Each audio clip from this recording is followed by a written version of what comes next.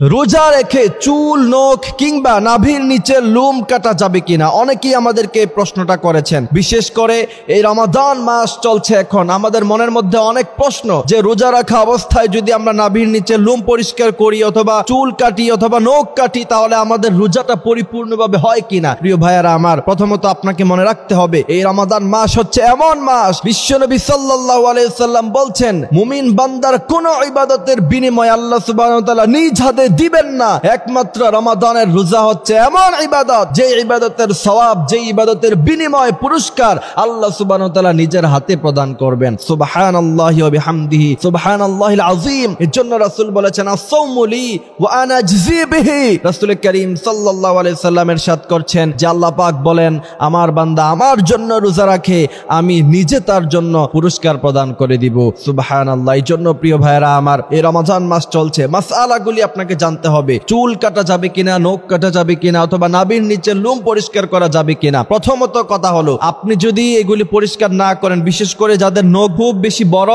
তাদের রোজা, তাদের নামাজ কিচ্ছু আল্লাহর দরবারে কবুল হবে না। তার কারণ হলো যেই ব্যক্তির নখ বড় থাকে ওযুর পানি কিন্তু তার নখের গোড়ায় পৌঁছায় না, তার কিন্তু পরিপূর্ণভাবে ওযু হয় না। যদি এই জায়গাগুলি, নখের ভিতরের জায়গাগুলি যদি শুকনা থেকে যায় নখ বড় হওয়ার কারণে, তাহলে আপনি মনে রাখতে হবে আপনার এই ওযু আল্লাহ সুবহানাহু ওয়া তাআলা কবুল করবেন না। আর এমন ওযু দিয়ে আপনি যদি নামাজ আদায় করেন তাহলে সেই নামাজ আল্লাহর দরবারে কবুল হবে না। এই জন্য খুব গুরুত্বপূর্ণ বিষয়, নখ আপনাকে অবশ্যই কেটে রাখতেই হবে। তারপর চুল আপনাকে কেটে পরিপাটি হয়ে থাকতে হবে। চুল যদি আপনি বিশ্রী করে রাখেন, মুসলমানরা এইভাবে চুল রাখে না, অনেক বড় বড় চুল রাখলেন, চুল জীবনে কাটলেন না, আপনি পরিপাটি হলেন না, না, আপনি এমনটা কখনো করবেন না। তারপর নাভির নিচের লোম যদি আপনি 40 দিন প্লাস হয়ে যায় এখনো পর্যন্ত আপনি কাটলেন না, এটাকে বিশ্বনবী সাল্লাল্লাহু আলাইহি সাল্লাম অপছন্দ করতেন। বিশ্বনবী সাল্লাল্লাহু আলাইহি সাল্লাম বলেছেন একজন মুমিনের ফিতরত হচ্ছে 10টি, তার মধ্য থেকে নখ কাটা, চুল কাটা, তারপর নাভির নিচে লোম পরিষ্কার করা, বগলের নিচে লোম পরিষ্কার করা, এগুলো একজন মুসলমান মুমিনের সর্বোচ্চ লেভেলের বৈশিষ্ট্য, কারণ মুমিনরা সবসময় পবিত্র থাকতে পছন্দ করে। এখন আসেন এই রমাদান মাসে রোজা রেখে যদি আপনি নাভির নিচে লোম পরিষ্কার করেন অথবা চুল কাটেন, নখ কাটেন তাহলে রোজার কোনো ক্ষতি হবে কিনা? না, রোজার কোনো ক্ষতি হবে না।